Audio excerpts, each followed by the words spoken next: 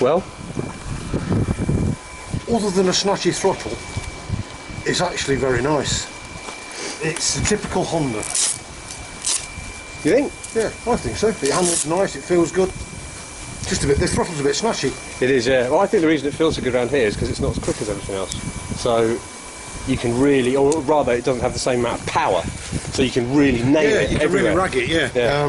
It's like a 750 almost. Yeah, that's 800 type thing. Exactly what I thought, compared to the other big ones, yeah. But it's a typical Honda, with the way it handles and steers and turns and you know, goes through the corners. It's just that when you're getting on the throttle, it just surges from time to time. It just surges away. Yeah. And you just run wide, and then you have to shut off, and the bike becomes unbalanced. Yeah. Other than that, if they could sort that out, it'd be a good bike. It'd be good, yeah. No, I agree, mate.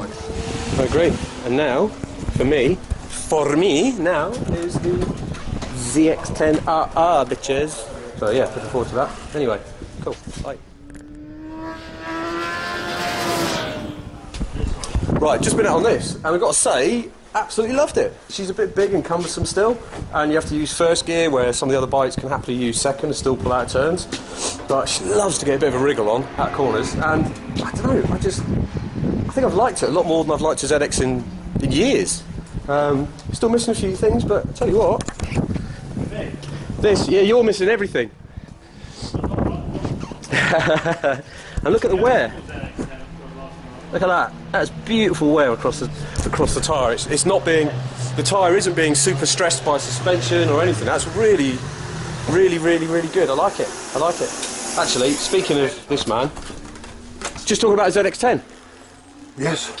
It's good, isn't it? Do you like it? Yeah. Yeah. She's big. She's heavy. Yeah. I mean, there's a tremendous. It's a big old bird, though. There's a tremendous sense of value when you're riding it, and it's this big battleship in front of you. It's probably the, other than this, it's probably the surprise. Yeah. Of the bikes that are here, to be honest. Yeah, because I never usually liked it, but actually, that's a very good bike. Yeah, I mean, if I wasn't so weak and unfit, I'd have probably stayed out longer on it. But yeah. No, that's yeah. The man with his belly out said he was out of puff and couldn't breathe. Yeah. Hey. These two are the surprises for me. Yeah. Really? Yeah. See, I've got to be honest. I did enjoy this, but yeah, it's not one. It doesn't. When it comes to my own personal favourites, it's not. I'd have the ZX over that. Yeah. Well, I reckon I could have just set my fastest ever lap round doing this. Wow. Interesting. I don't know. 'Cause it's not been time, but it felt pretty fast. Yeah. Cool. Right. Well, many more bikes to come as yet.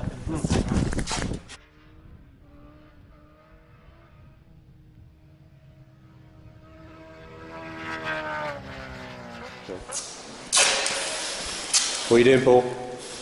Timing gear going on the RSV4. Which is the last one we have to time on slicks. Which is lovely bike. Yeah.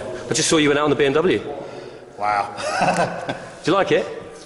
Yeah, I pushed it a bit harder this time out, and it did everything. Tell me what you like about it. It's a very fast armchair.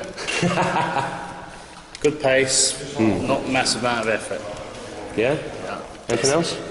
What do you think of the electronics? You barely notice them, not too intrusive. Yeah.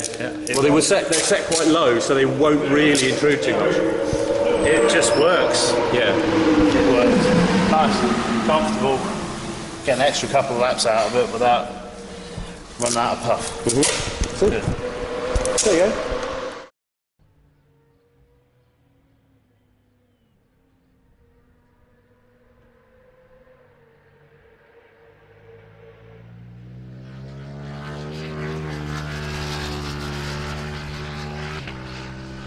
Thanks for your attention, Mr. Harshall. Right, what were we talking about? Well, you've just been out on the R1M. Yeah. First time you got to ride it these 2 days? Yeah, it is. It's been a busy bike, isn't it? Yeah, you have to book it almost. Yeah. And then put it in the timetable or in the calendar. Go on then. But I like the R1M. You always have, though, don't you? Yeah. I just find it easy to ride. There's nothing about it that surprises you. Mm-hmm. There's nothing there that's untoward. It's easy to ride. You can feel the electronics working. The only thing you wish it really is with the brakes, after riding a few of the other bikes here, is that the brakes aren't as good. No. But you can get around that. You know, it sounds good, it feels good. Yeah. Even being a big lad at 18.5 stone and 6'2", it ergonomically, it fits. I rode one down here. Yeah, you did, all the way, all the way. So yeah, I had a bit of a sore bum at times, but it's a good bike, the R1M. Yeah. It really is. In standard form, as a road bike, it's hard to better. I've not ridden the Aprilia or the GSX-R. Yeah. So. You see, I've had a quick go on the Aprilia and the GSX-R, both really good. The R1M's the last bike I've got to ride yet. I've not actually ridden. Speaking of the devil, there it is. There. Rossi's just turned up on the R1M. Oh no, it's Stuart. Sorry. So hard to get the two confused. Yeah. I've been doing that. To be honest, I've ridden pretty much everything now, and I'm not quite sure what I still haven't quite got my personal favourite. No. You know, like for example, nobody likes this much, but I've been riding it loads, and for me, it's just one of those. It's like my masochistic choice. Yeah. It's the one that is the most disturbing. Yeah. It's the one where you probably get off with the biggest smile because it just doesn't do what you want it to do half the time. Yeah, well, that's you just battle, you followed me for like when I was warming the tyres up, didn't you? You saw how it was all over the place. Yeah, but I love that. Yeah. You know, I think that's a personal preference. That. Yeah, of course it is. It can obviously lap very, very quickly. Yeah. It's just whether you're prepared to put the effort in and fight with it. Yeah. I think if you are prepared to do that, then it's probably a very more rewarding bike than the others, because you've got to ride this. Yeah. Whereas the others, they're much easier to ride. I mean, the beauty is you feel like you're going really fast. You do. It. You Yeah. feel like you're breaking lap records. And look at the and then someone goes past you and you kind of go, But then if they disappear, then you're back to. And I just. It probably is one of those bikes where the harder you ride it, the more it comes to you. Yeah. Probably being a more pure race machine. Whereas the other, you can just ride at any pace. Yeah. It doesn't matter. They feel the same regardless of what pace you do. Whereas that doesn't. So maybe I need to have another go.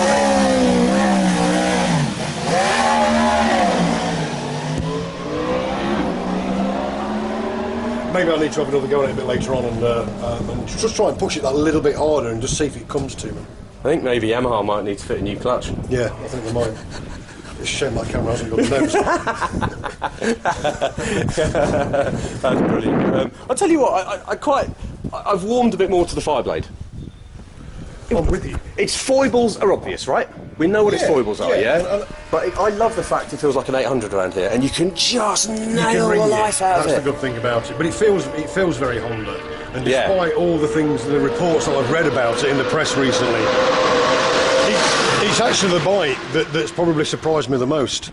It's a good bike, that. It's not a bad bike. But it's not the best liter bike, though, is it? No, is it the best one here?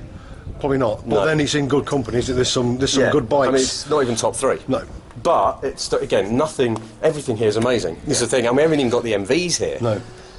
You know, we all know how good the S3800 is around here. That's sorely missed. Yeah, that's sorely missed, and it's such a shame. Maybe we can get it next year. But okay, so yeah, we're going to do some more riding, and then eventually me and Gary will sit down and we will let you guys know what our personal favourite.